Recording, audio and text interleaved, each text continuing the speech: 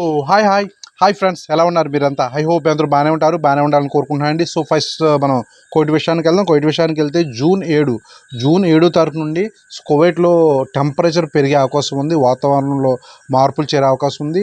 So డస్టీగా ఉంటుంది వాతావరణం తెలియజేశారు అధికారులు. నెక్స్ట్ డెలివరీ బైక్స్ని మధ్యాహ్నం టైంలో బ్యాన్ చేస్తున్నారండి. అంటే టెంపరేచర్ ఎక్కువ ఉండడం కూడా ఇది ఒక కారణం. సో మధ్యాహ్నం టైంలో నడపొద్దని తెలియజేశారు. తర్వాత 1 వీక్లో ఒక వారంలో 1084 మందిని వీసా లేని వారిని అధికారులు అరెస్ట్ చేసి డిపోర్ట్ కూడా చేసేశారు.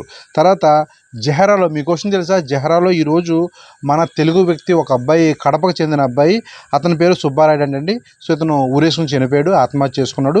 సో పెళ్లి కాదు, అబ్బాయి పెళ్లి కూడా కాలేదు. మరి ఏ కష్టం వచ్చిందో తెలియదు. మరి అతను ఊరేసుకుని చనిపోయాడు. సో ప్రాబ్లమ్స్ అందరికీ ఉంటాయి, కానీ ఇటువంటి విపరీతమైన నిర్ణయాలు తీసుకోవడం సరికాదు. సో అయితే అతని ఆత్మకి శాంతి చేకూరాలని అందరూ కోరుకుందాం మనందరూని. నెక్స్ట్ మంగాఫ్లో ఒకప్పుడు ఫైర్ యాక్సిడెంట్ గుర్తుందా మీ అందరికీ? ఫైర్ యాక్సిడెంట్ అయినప్పుడు చాలామంది చనిపోయారు. వాళ్ళ ఫ్యామిలీకి 48 నెలలుగా శాలరీలు ఇవ్వడం కానీ, నెక్స్ట్ ఇన్సూరెన్స్ అమౌంట్ కూడా ఎన్బిడిసి కంపెనీ నుండి పే చేశారంట. ఓకే, తర్వాత చెన్నై ఎయిర్పోర్ట్కి వస్తున్నారా? తస్మాత్ జాగ్రత్త. ఎయిర్పోర్ట్ చాలా ఇబ్బంది పెడుతున్నారంటండి. రీసెంట్గా నిన్న ఒక మిత్రుడు కూడా నాకు మెసేజ్ పెట్టాడు, అన్న ఎయిర్పోర్ట్లో చాలా ఇబ్బంది పెడుతున్నారు. సో ఆన్లైన్ అది యాజ్ ఏ గూగుల్ ప్రకారం అయితే మగవాళ్ళకి 20 గ్రాములు ఉంది, కానీ ఇక్కడ ఎయిర్పోర్ట్లో 5 గ్రాములు అంటున్నారు. సో చాలా ఇబ్బంది పెడుతున్నారు. మన వాళ్ళు తెలియదు చెప్పమని చెప్పాడండి, జాగ్రత్త. ఓకే, తర్వాత సౌదీ విషయానికి వెళ్తే కింగ్ సల్మాన్ గారి ఆదేశాల మేరకు 1300 మందికి 100 దేశాల నుండి 1300 మందికి హజ్కి వచ్చి వెళ్ళడానికి అన్ని రకాల ఖర్చులు సౌదీ గవర్నమెంట్ భరించనుంది. నెక్స్ట్ వీసాలు లేని వారిని 1 వీక్లో 13,118 మంది అరెస్ట్ చేసి డిపోర్ట్ చేసి ప్రయత్నం చేయనున్నారు. సో తర్వాత ఈ మధ్యన మన తెలుగు చాలామంది ఐఫోన్స్ కొన్నారండి. సో తక్కువ రేట్లో, అవి ఫేక్ ఐఫోన్స్ అంట. సో ఈ ఐఫోన్స్ కూడా సౌదీలోనే తయారవుతున్నాయంట. ఫేక్ ఐఫోన్స్ ఆల్రెడీ అధికారులు తయారవుతున్న ప్లేస్లో సెర్చ్ చేసి, అంటే గోడౌన్స్ ఉంటాయి, గోడౌన్స్ సెర్చ్ చేసి 35,000 ఐఫోన్స్ అధికారులు జప్తు చేశారు. ఓకే, సో యూఏ విషయానికి వెళ్తే జూన్ 1 నుండి యూఏలో బ్యాంక్స్లో మినిమం బ్యాలెన్స్ మెయింటైన్ చేయాలి. 3,000 dirhams నుండి 5,000 dirhams. అంటే మినిమం బ్యాలెన్స్ అంటే మేబీ శాలరీ అకౌంట్స్గా అయ్యి ఉండదు, నార్మల్ సేవింగ్ అకౌంట్ తప్ప. మేబీ శాలరీ అకౌంట్ వాళ్ళు ఎంత అమౌంట్ అక్కడ మెయింటైన్ చేయగలరు, కానీ సో ఇది అయ్యి ఉండదు. మేబీ ఇది సేవింగ్ అకౌంట్స్కే.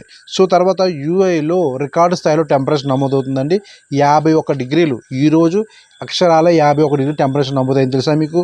తర్వాత ఒక డ్రైవరు చేసిన తప్పుదం వల్ల 3 వెహికల్స్ నుజ్జు అయిపోయి ట్రాఫిక్లో. సో అవి వీడియోస్ ఉన్నాయి కానీ షో చేయకూడదు. సో కొన్ని కమ్యూనిటీ ప్రాబ్లమ్స్ వస్తాయన్నమాట. సో తర్వాత వామన్ విషయానికి వెళ్తే అకామా లేని వారు ఫైన్ కట్టకుండా వెళ్ళిపోవచ్చు. జూలై లాస్ట్ వరకు అవకాశం ఉందంటండి. సో 2015 నుండి అకామా లేని వారు కూడా మీ యొక్క స్థితిని సరి చేసుకోవచ్చు. నెక్స్ట్ మస్కట్లో అతిపెద్ద ఫ్లాగ్ టవర్ నిర్మించారండి. సో మీరు చూసే ఉంటారు చాలామంది, అతిపెద్ద ఫ్లాగ్ టవర్ ఇది. సో ఇది ఫ్లాగ్ ఎగరేయడానికి, మా వామన్ జెండా ఎగరేయడానికి. సో నెక్స్ట్ ఒక ల్యాండ్ మార్క్ ఇది. తర్వాత వామన్లో ఇన్ఫ్లేషన్ పెరుగుతుందంటండి. ఇన్ఫ్లేషన్ పెద్ద భారీగా ఏం కాదు, 0.9% అండి. నిత్యావసర వస్తువులపైన ఈ కొంచెం ఖర్చులు పెరుగుతున్నాయంట. సో బెహ్రెన్ విషయానికి వెళ్తే బెహ్రెయిన్ సీఫ్ ఏరియాలో ఒక చిన్న పిల్ల కారులో ఇరుక్కుపోయిందండి. సో ఈ పిల్లని రక్షించడం కోసం ఫైర్ డిఫెన్స్ వాళ్ళు పొద్దునుంచి సాయంత్రం వరకు ఉండి దాన్ని మొత్తానికి బయటికి తీశారంట. ఫైర్ డిఫెన్స్ వాళ్ళు పిల్లని కాపాడడానికి ఒక సంస్థ వచ్చేసింది, ఒక చిన్న పిల్లని కాపాడడానికి బెహ్రెయిన్లో. సో నెక్స్ట్ డస్ట్, మీ ఇంట్లో ఉండే డస్ట్ని మీరు బయట ప్లాస్టిక్ సంచుల్లో కట్టి పెడుతున్నారా? అయితే మీకు ఫైన్ వేస్తారు. 50 బీడీల నుండి 300 బీడీ వరకు ఫైన్ వేస్తారు. సో ఈ జబాలా డబ్బాల్లో మాత్రం వేయాలి తప్ప సో ఎక్కడ పడితే అక్కడ పెట్టకూడదు.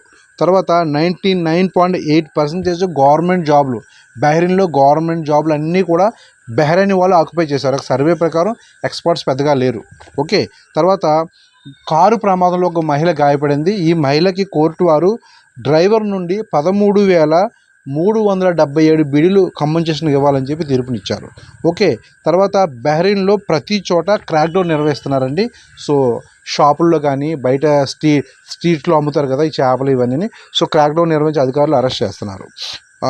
ఖతర్ విషయానికి వెళ్తే ఒక మిత్రుడికి డ్రైవర్ జాబ్ లేక ఇబ్బంది పడుతున్నాడు. కొంచెం ఎవరైనా దగ్గర డ్రైవర్ జాబ్ ఉంటే కొంచెం చెప్పండి.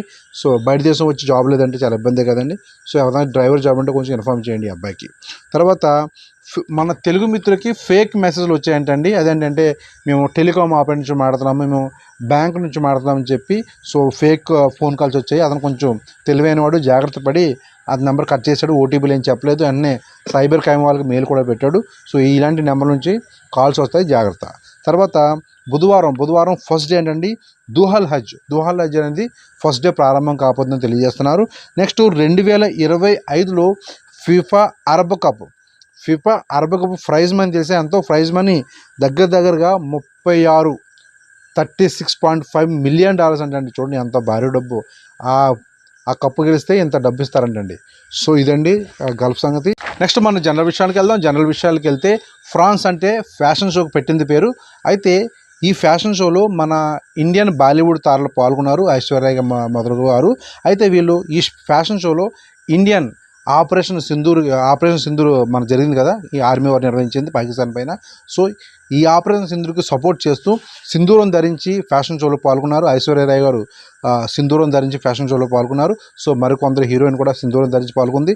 మరొక హీరోయిన్ అయితే ఇండియా పైన జరిగిన ఈ కుట్ర, ఈ టెర్రరిస్ట్ అటాక్లన్నీ కూడా సంవత్సరాలుగా మెన్షన్ చేసి, సో 2008 ముంబై కానీ, ఊరిలో కానీ, పుల్వామా కానీ, సో 2025 పెహల్గామ్ కానీ అన్నీ మెన్షన్ చేసి ఒక డ్రెస్ పైన సో అన్బ్రోకెన్, ఏమీ పీకలేరని చెప్పి కూడా కింద మెసేజ్ పెట్టింది. సో తర్వాత ఇంకొక బాలీవుడ్ యాక్టర్ అయితే మోడీ గారు ఉన్న నక్లెస్ని ధరించి సో మరింత అబ్బురపరిచింది అందరికీ. సో అంటే ఆపరేషన్ సింధూర్కి బాలీవుడ్ తారలు ఈ విధంగా మహిళలు సపోర్ట్ చేశారు. మరి మగవాళ్ళు చేశారో తెలియదు కానీ ఆడవాళ్ళు మాత్రం సపోర్ట్ చేశారు సో మోడీ గారికి. నెక్స్ట్ సో అయితే మీరు ఎప్పుడన్నా మైసూర్ పాక్ తిన్నారా? మైసూర్ పాక్ తిన్న వాళ్ళు ఎవరు ఉంటారు కదా. అయితే మైసూర్ పాక్ లాస్ట్లో పాక్ ఉంది కదండి. సో ఇండియాలో ఉన్న స్వీట్స్ వ్యాపారస్తుల సంఘం అంతా కలిపి ఒక కొత్త నిర్ణయం తీశారు. మైసూర్ పాక్లో పాక్ తీసేసి ఇప్పుడు మైసూర్ పాక్ పేరు మైసూర్ శ్రీ. ఇంకెప్పుడన్నా మీరు షాప్కి వెళ్ళి మైసూర్ పాక్ కొనుక్కోవాలంటే మైసూర్ శ్రీ అని అడగాలి, పాక్ అని అడగకూడదు. సో దీని పేరు మార్చేశారండి ఇండియాలో ఇప్పుడు. ఓకే గైస్, మనం నెక్స్ట్ వీడియోలో మళ్ళీ కలుద్దాం. అంతవరకు బాయ్.